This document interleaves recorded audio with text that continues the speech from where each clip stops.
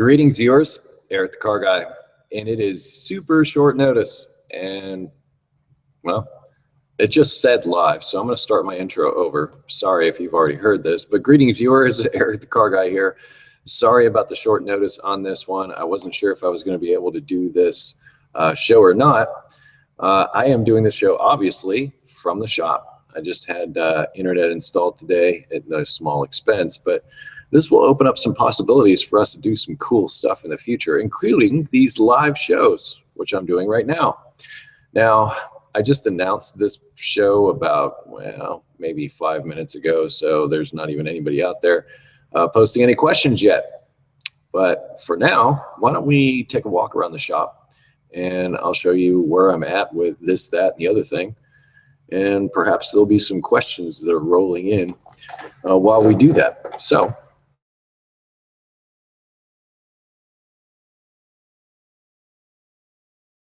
got to grab the computer. All right, so we're now in the shop. And what do we have here behind me? That's the Acura Vigor. Let's see what else. Oh yeah, just got this guy today. That is a 2001 Acura Integra GSR. I bought that today, and I sold the was it 2003 Jeep Grand Cherokee, which is actually outside being towed at this very minute.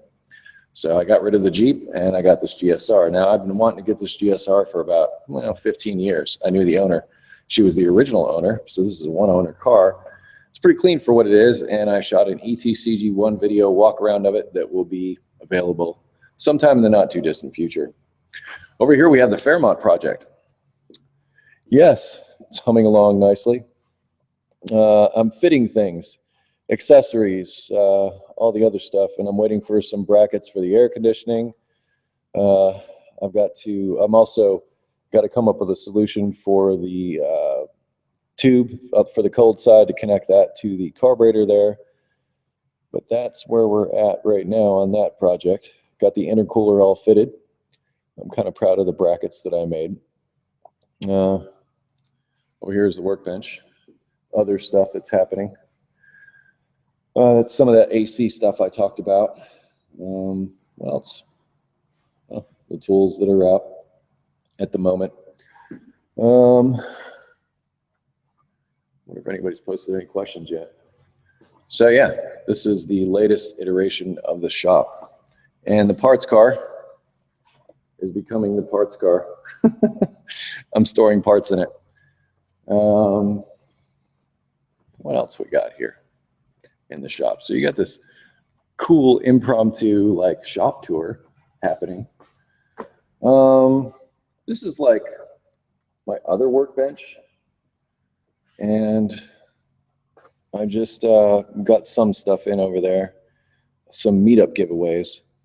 Speaking of meetup giveaways, I've got this. Going to be giving away this lift at the meetup, thanks to Ben Pack Ranger. Got really good friends there. Also, we have this guy, which is going to be keeping us cool at the meetup this year. Previous years, I do the meetup in July every year, and it's been kind of toasty, and I've had some big fans and used that. This year, we were using a giant fan with some water, help from water. Behind me, the grill for the meetup, and that bench, that area under there was just cleaned out today. It used to have the old engine and transmission for the Fairmont. I also had the K-member. Well, the K-member wasn't under there. And I also got rid of that engine that was in the TL engine replacement series. I don't think there was anything wrong with that engine. I think it was the clogged catalytic converter that was a problem the whole time. But we made a really cool video series out of it. Nothing done to the interior of the Fairmont. But I'm going to go back to the desk and see if anybody has posted any questions, if anybody's even watching this video. Because if you're not, well, you got a cool little shop tour. Somebody out there doing something, hitting something with a hammer. This is the Acura Vigor 5-speed that I've got. that sits behind me. So let us see what we can get set up here. Sorry about the wiggliness. And hook our power and wired internet back up just as a backup. I haven't even had the opportunity to set up this webcam yet. So this is all spur of the moment kind of thing. I mean, they literally just installed this internet maybe a half hour ago. Let's see if anybody's posted some questions. Oh, yay. I like this. Hey, buddy, I had a question, but I can't remember it now. Oh, well, thanks for the videos. That's Brian Burke. All right. Samuel Fruger, Star Wars versus Star Trek. Which do you like better? Ooh, good question. Let's see. You know, I was a child of the 70s. So the original Star Wars came out, and that was massively cool. So I was there for that whole thing. In my opinion, the best Star Wars is still Empire Strikes Back, despite the new Star Wars, which, you know, come on. You know, it's funny. I was just thinking about this today. I mean, the new Star Wars movie was really great the first time I watched it. The second time I watched it, you saw the massive holes in the plot and kind of got annoyed by it. And then, you know, the new Star Wars are really pretty to look at.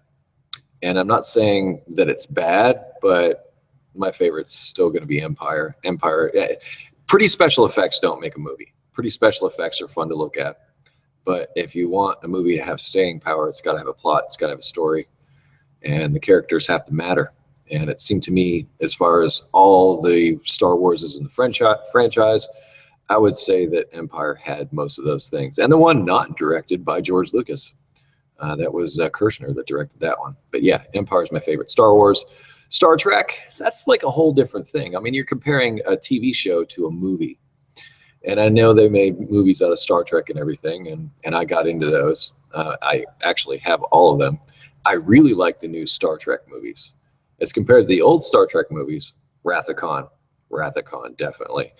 But new Star Trek movies, I like those.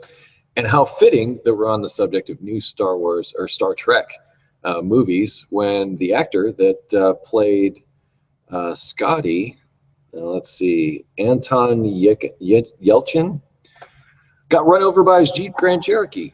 That, not cool. Not cool at all. And, you know, I'm selling my Jeep Grand Cherokee. I'm not a fan of Jeep Grand Cherokees. For those of you wondering, not that you care, but nah, you know, give me a CJ, Wrangler. I'll have fun with those. But I don't know what it is about the Grand Cherokees I never really liked. But getting back to your question, which one do I like better? To me, they're two different things. I really enjoyed Star Trek as a television series. And I told you my favorite Star Trek and, well, the newer Star Trek movies and the old Star Wars movies. So, you know, take it at that, face value. Alexander Snow, what do you recommend as a first car for a teenager with a brick foot? How about a Yugo? Like an 87 Yugo. Yeah, you're not going anywhere faster than that, and good luck finding parts for it. In fact, I even think when Yugos came out new, that they were giving them away with the Cadillac. So if you bought like a Cadillac, you got a Yugo as like a bonus car.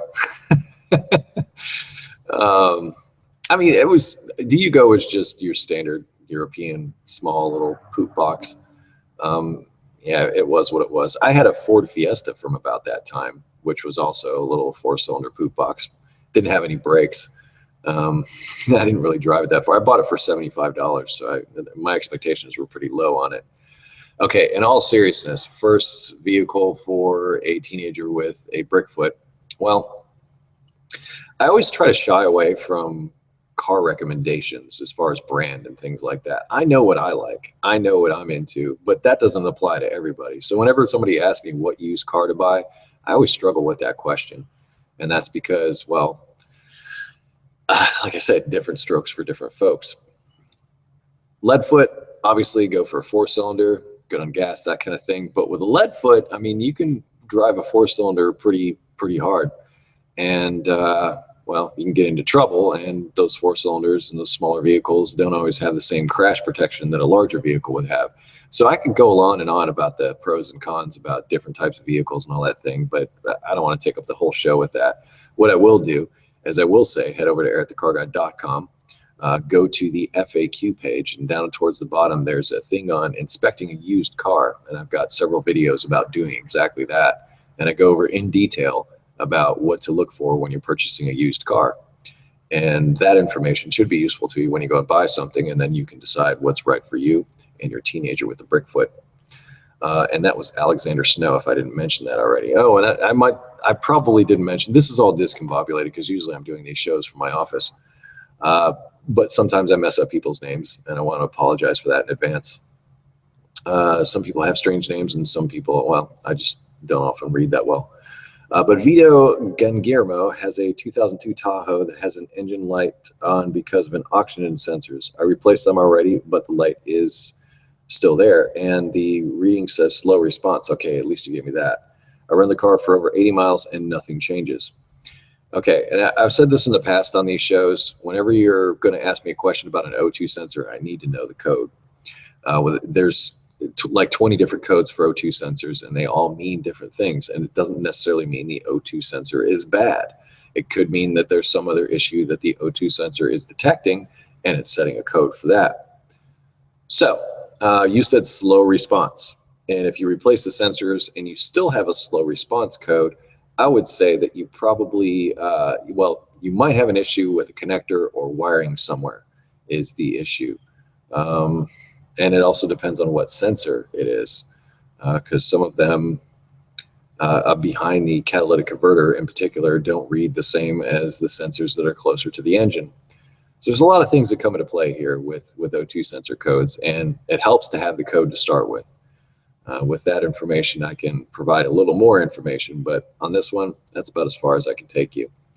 So what you should do is you should like get the exact code, Google that code, and see what you come up with. That's what I would recommend. Don't just replace O2 sensors when you get O2 sensor codes. That like I said, the codes may not necessarily represent a bad O2 sensor. Brian Burke. Is it possible a brand new 2016 Accord has weak AC? Takes forever to cool off. Brother's Ram gets cold in a few minutes. Mine takes a long time. Should I bring it to the dealer? Funny you should mention this. Recently, I was in Atlanta and I rented a car. It was a Chevrolet Aveo turbocharged. Was it? No, Sprint. So it was their small little thing, a little turbocharged thing. I was surprised by the power output, and I was surprised that I really liked it. So there you have it. I said it. But what I'm noticing, and my experience with new cars these days is rentals that I get here and there. I also had a Hyundai Elantra that was the same way, and the AC just wasn't working unless you put it on to max. And I think what they're doing now is part of fuel saving strategy, and unless you put the AC on max, it doesn't seem to do anything. Also, they've been putting less and less refrigerant into the systems, which seems to be affecting them. They've been trying to like hyper efficient size. Is that a word? Probably not. But they've been really trying to max out the efficiency on new vehicles to meet emission standards and mileage standards and all these other things to make people happy. But they forgot to make them cool. American car companies, well, they're like, Americans want to stay cool. We will make them cool. But European and Japanese car companies seem to have a different philosophy and a different approach. They're like, suffer, deal with it. I remember back when Acuras were new, they didn't have any cup holders, and people were asking why they didn't have any cup holders. And the Japanese were like, what do you need cup holders for? You know, because they just didn't get the concept that, you know, here in America, we go to the drive-thru and stuff. Anyway, I digress.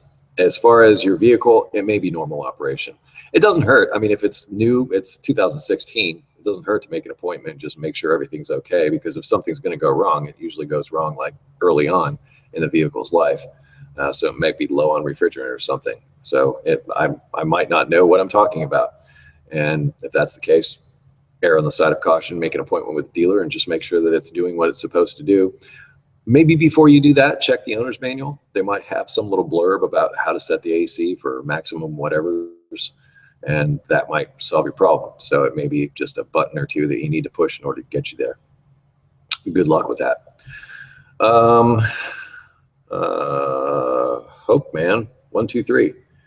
He's going to the 2000 meetup for the second year. Me and my dad take some time off from work and make a long weekend of it and do a bunch of other things. Was wondering if there would be any other YouTubers there again this year. I've talked to Scanner Danner, and he's a possibility. I talked to Eric O from South Main Auto Repair. He's a possibility also. Humble Mechanic was coming out, but he's got other obligations, unfortunately, and he's not going to be able to make it. There may be some other people that show up, so that's hard to say. But you know, this is what happens with the meetup with me. It seems like, especially every year for the past few years, there's a bunch of work that I need to do before the meetup, and I end up getting so wrapped up in that work, and then all of a sudden, the few days before the meetup, I've got to prepare and get ready, and I start cramming a bunch of things into a short period of time. I was actually here today cleaning out the shop. Earlier in this video, I showed that, trying to get things ready for the meetup and a bunch of people to be here. I'll put a link in the description for that, for those of you not familiar with the meetup. Anyway, so what happens is I'm scatterbrained until the last minute. I need to find an assistant.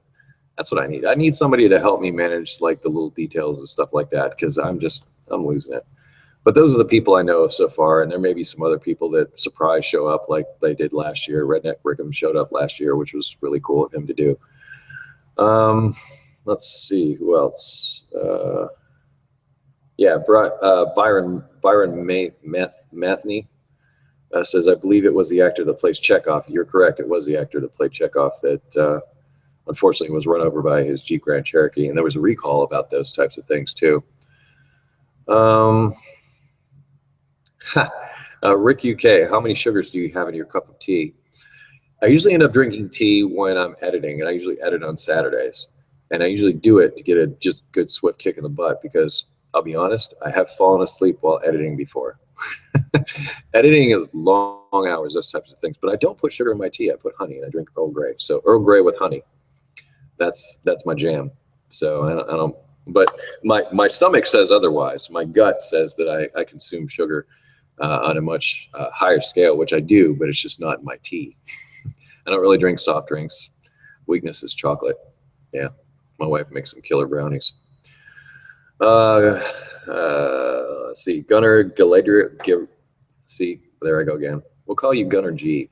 What is your opinion on balance belts? Replace them or get rid of them? Balance belts, as far as on engines, I'm going to say on engines.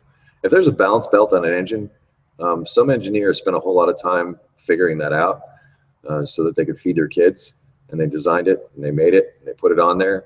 So if they put it on there, it's probably a good idea to keep it. Now, it's my understanding that any four-cylinder engine that's larger than 2 liters requires some sort of balance assembly, and it's because four cylinders are kind of choppy in the way they run. They fire every 180 degrees, and the larger displacement engines tend to create more of a resonance, and that's what they're dealing with. I mean, anytime you got rotating assemblies and metal and just anything that rotates, it resonates. There's a certain frequency that it vibrates at, and those balance assemblies are there to dilute those vibrations. A balancer, a harmonic balancer on the front of an engine does the same thing, because that harmonic resonance, particularly with hardened steel, like things in crankshafts, can actually set up some bad vibrations, some bad waves that once they start colliding can actually break things. So if it's got a balance assembly, keep the balance assembly. I know some people are doing that. I'm not as familiar with the tuner crowd and what they're doing with, you know, these engines where they're deleting the balancers, and I don't know what gains they're getting out of it. I'm not sure why they're doing it, to you know, get a little more horsepower or whatever. But if you're trying to grab more horsepower at the expense of self-preservation of the engine, it doesn't really seem like a way to go to me. I don't like it.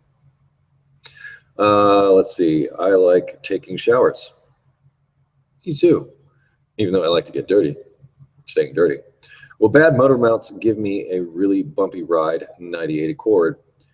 And not necessarily give you a bumpy ride, but if it's a manual transmission, you'll definitely notice it when shifting. What normally gives you a bumpy ride on an Accord that old is somebody put aftermarket struts on it. I can almost guarantee it. If it doesn't have original equipment struts on it, it's not going to ride right. They never do. I haven't found an aftermarket strut yet that works on a Honda. Not one, other than the original OE stuff. Other than Showa. If you can find a set of Showa struts for your Honda, you're probably going to do fine, because I think Showa makes the OE struts for Honda. But put anything else in, it's not going to ride right. And also, if you don't put Michelins on them, they don't like riding very well either. So check the tires that you have. If you got cheap tires on there and they're overinflated, it should be around 32 psi. That can also contribute. By the way, I'm going to put a link in the description to that FAQ page I mentioned, and a lot of these questions can be answered over there. Jacob Simmons.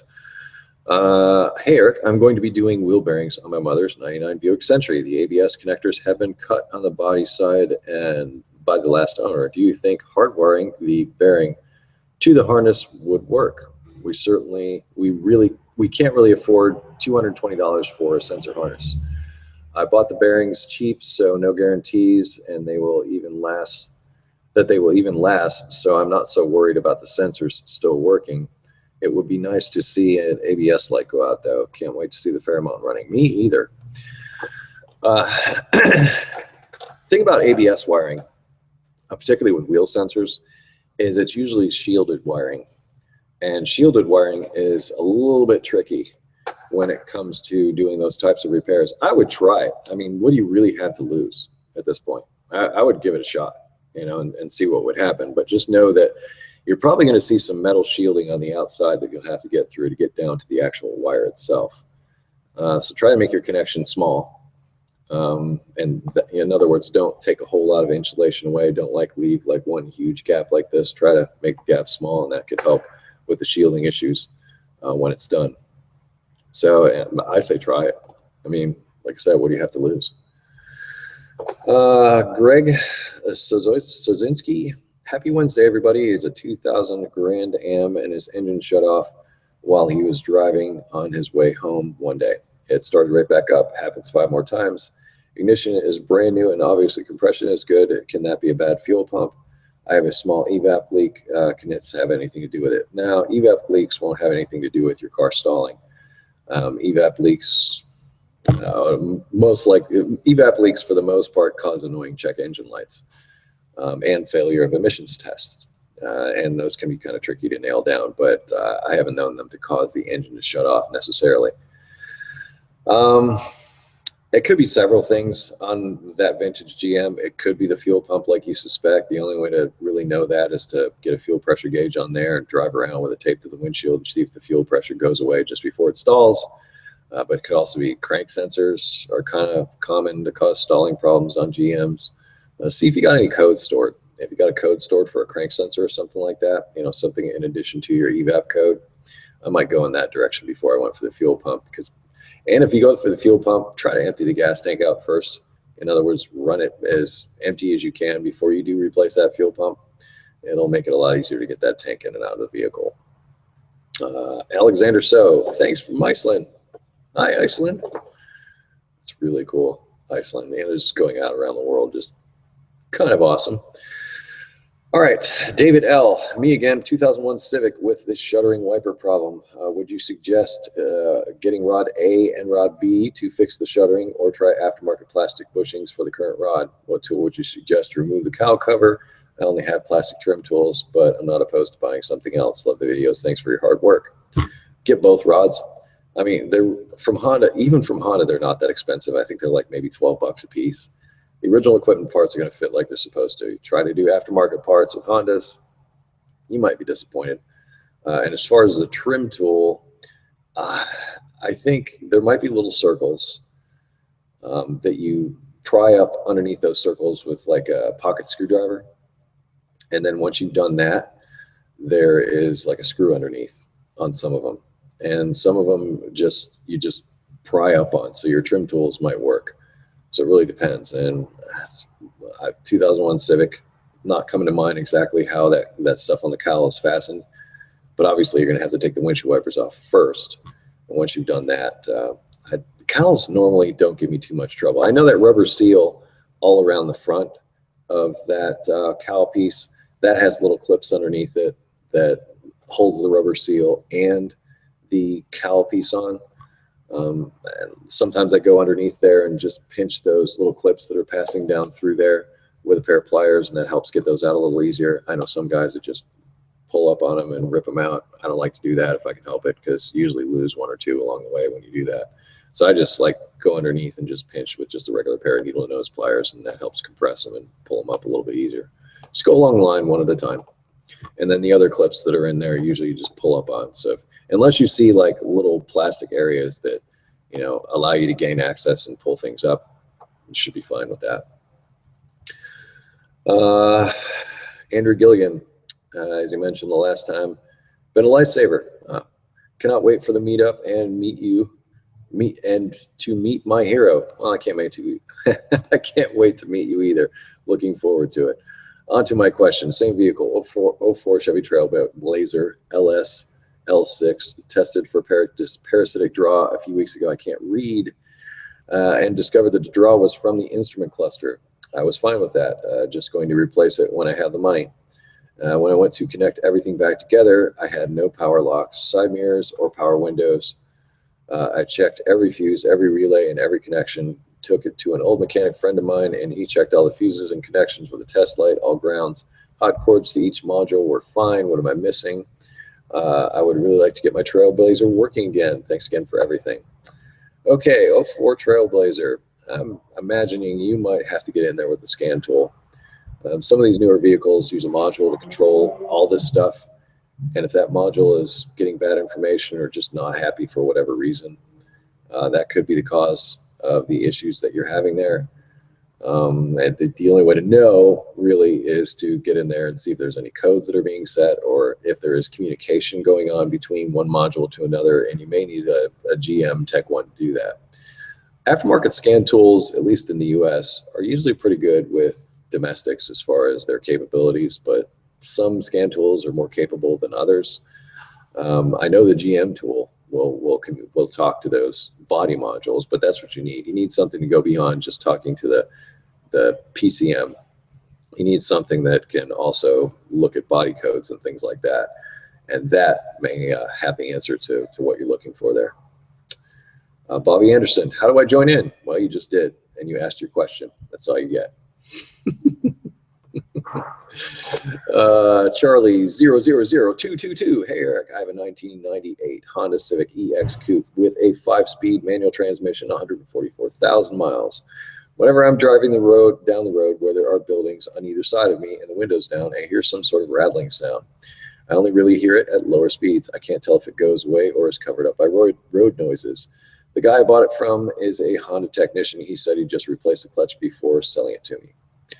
I would say check your exhaust heat shields, and it's super common for those to come loose on Hondas. I usually take hose clamps and wrap them around catalytic converter shields on that vehicle in particular, and I just take some hose clamps and make, I daisy chain them together, make 2 or 3 of them, and put them around the catalytic converter, tighten them down, and that usually gets rid of rattles. But normally when somebody comes to me with that complaint, I'm looking at some sort of heat shield issue on the exhaust, and a good way to find it, make sure the exhaust is cooled down.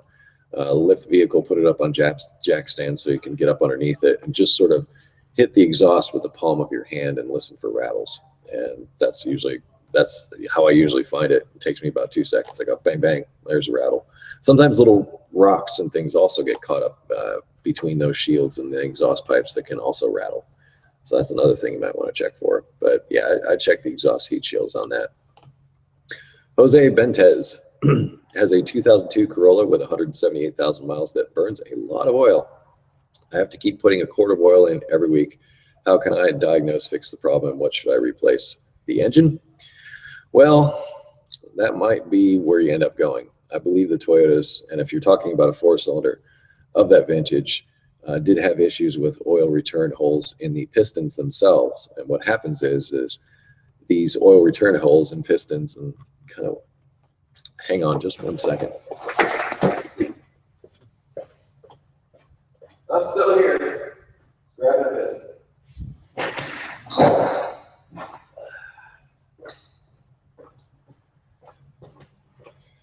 And I'm back. It's kind of neat being down at the shop here. All right, here's a piston. going to switch over to my thing so I can see myself. All right, here's the piston. These bottom rings right here are oil control rings. And behind them, I don't want to take all these off, but behind them, there are little holes that lead into the back side of the piston inside there. And I might have a light right there. Yeah. So you can kind of see the back side of them. Yeah, you see where that oil stuff drips down. So right behind the oil control rings are those holes. And the oil control rings help like scrape the inside of the cylinder wall and then direct that oil back down into the piston skirt and back down into the engine. Now on the Toyotas, what seems to happen is there's a bunch of sludge and gunk that gets clogged up inside those holes, and it floods this area, goes right past these upper compression rings and gets burned in the combustion chamber. It's kind of a famous kind of thing. In fact, Toyota Carl on my forum is a Toyota expert, and he went through an engine and cleaned out all the pistons and all that kind of thing. Experienced Toyota technician, a really capable guy. Anyway, that's how he dealt with the problem on a particular engine that he was dealing with. Now, that's labor intensive, and if you're going to go in and do that, you might as well rebuild the whole engine. And I'll tell you right now, it's going to cost you more to rebuild that engine than it is just to replace it. So you're faced with an interesting question on a vehicle of that vintage. You know, as far as what you're going to do, it's 2002.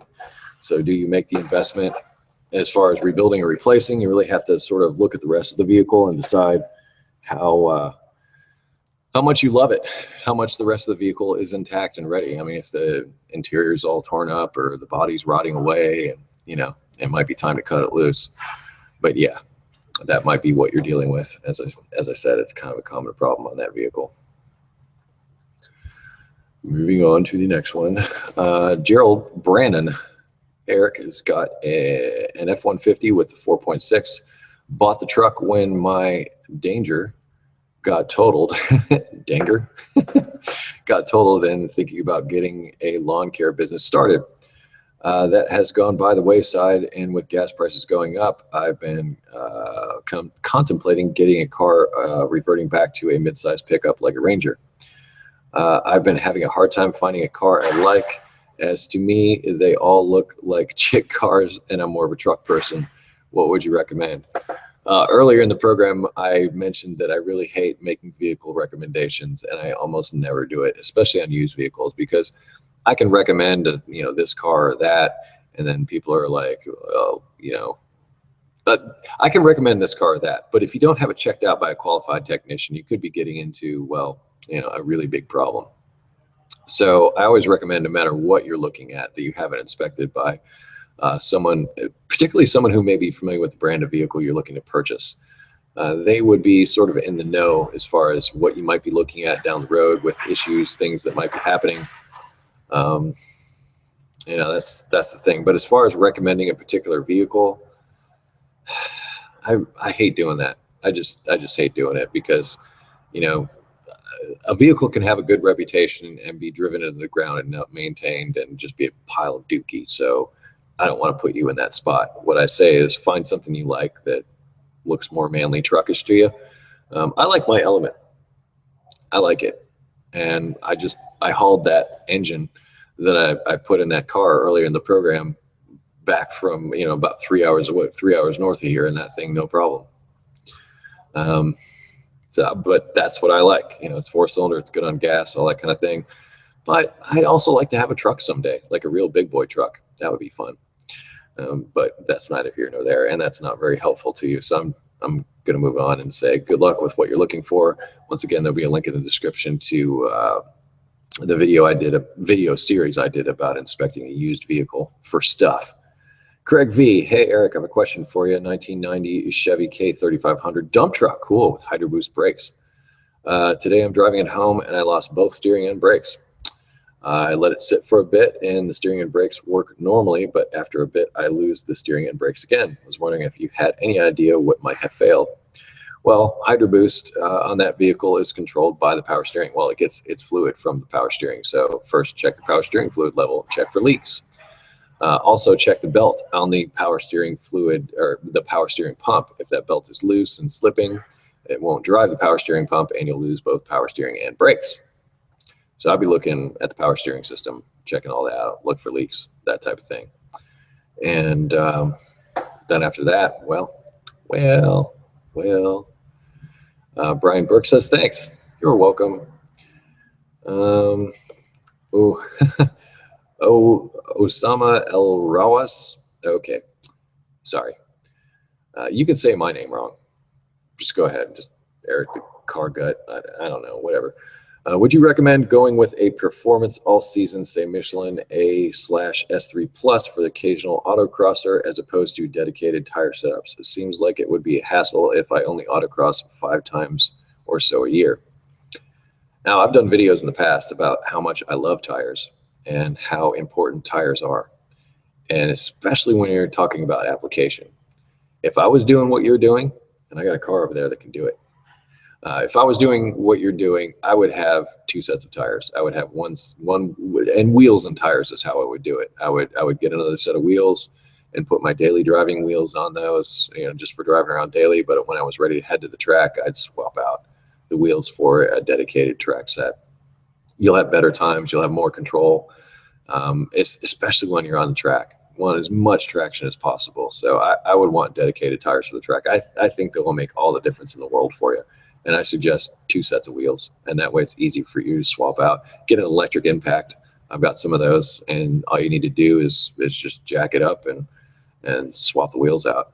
And in fact, when I was still rolling around on the ground before I got the lift, I would just jack up one whole side of the car and rotate tires front to back. In your case, you can just pop them off 2 at a time. That's what I would do. Daz Sena says, hi from Ireland. Hello, Ireland. Danger equals Ranger. Damn spell check. That was from Gerald earlier.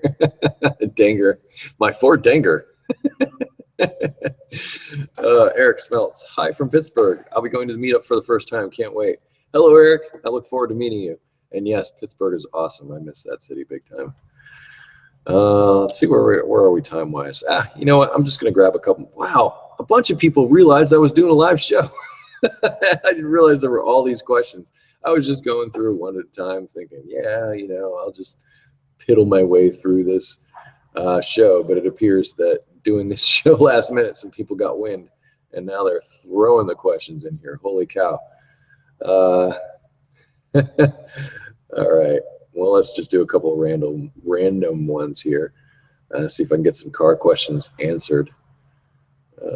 Okay, we got Marco Sanchez, 04 Kia Sedona. The AC has refrigerant, but it doesn't blow cold air. And I fixed it, but it worked for one day, and then it stopped working.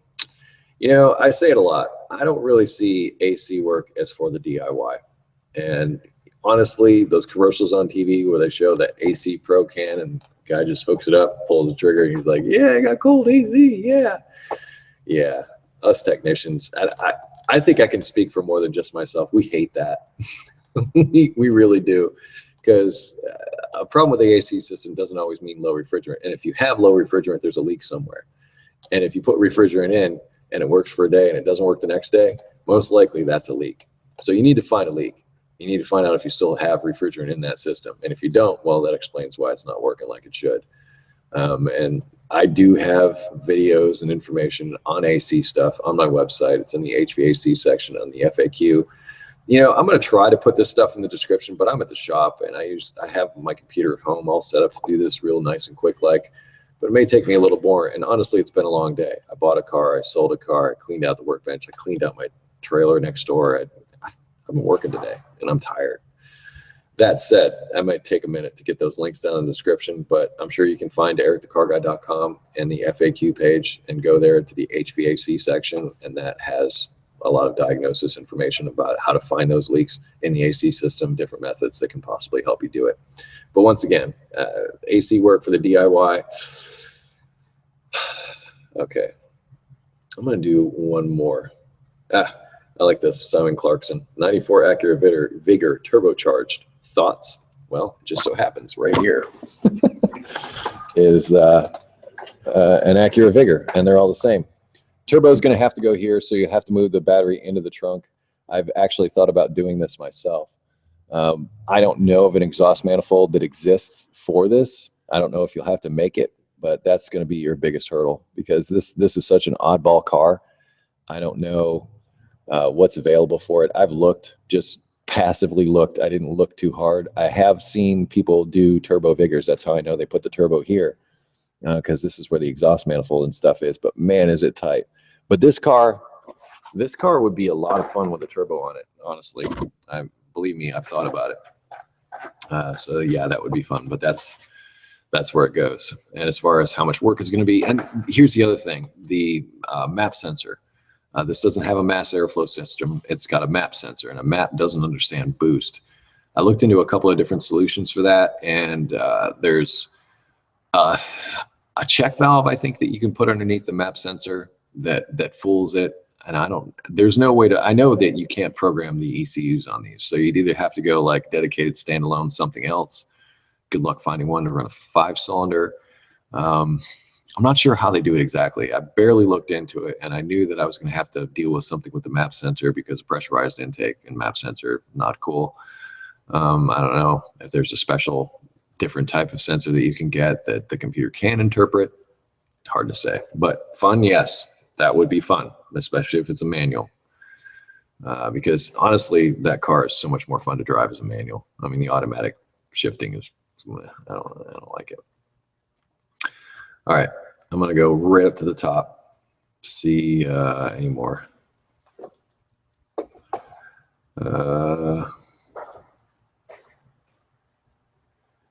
Okay. People are asking me about their cars. They're like, should I buy this car? Is my car good? Okay. Last one. Marcos Mares. Hey, Eric, 2005 GMC Envoy with consistent chirping every few seconds when the AC is on. I suspect the clutch may be on its way out, but I just had shoulder surgery, so I won't be able to do anything with that for a while. Also, won't be able to make it to the meetup. Sorry, I'm going to miss you, dude. Chirping noise. Sounds like belt. It may just be like a tensioner that's going bad. That'll lose tension on the belt, and when you turn the AC on, it puts another load on that system, and it could cause it to chirp that way. Got a pretty decent video about checking for noises that might be helpful to you. And I mean, with the shoulder surgery, I know it's going to be difficult to be replacing or wrenching or doing that kind of stuff, but you can probably, open the hood and maybe sniff around with a stethoscope or a long screwdriver and maybe find the source of that noise. If you're looking at the tensioner while the engine's running, if it's bouncing around a lot, the spring has probably lost its ability to hold tension, and that could be your entire issue right there. Also, new belt might be in something else to try. All right, then. With that said, I'm going to close this impromptu live show out. And I'm sorry I dropped this one on you so quickly. Like I said, just got internet done at the shop. It's kind of fun, kind of cool. It opens up a lot of possibilities. Now, as far as like running a webcam down here, this has come up a lot. And my excuse has always been, I don't have internet at the shop. Well, I don't have that excuse anymore. But as far as doing like live webcam stuff down here, I don't know. I'll see. It's I don't know. Yeah. Anyway, if you have automotive questions, I ask that you head over to EricTheCarGuy.com. I will put a link in the description. A lot of the stuff I talked about can be referenced there. I will try to put together links for the videos and things that I talked about and referenced to in this video. And I'll be honest, it may take me till tomorrow morning to get that ready. In fact, I'm probably going to wait till tomorrow morning to finish that stuff up. Outside of that, Google+, obviously, Facebook, Twitter, Instagram is where you can find me socially. And I close each of my videos, including these live shows, with be safe, have fun, stay dirty, and I will see you, in a couple of weeks. Could be here, could be at the office. Haven't decided yet. Either way, I will do my best to answer your automotive questions. And on these AMAs, other silly things like Star Trek, Star Wars kinds of questions. Thanks for watching. I'll see you next time.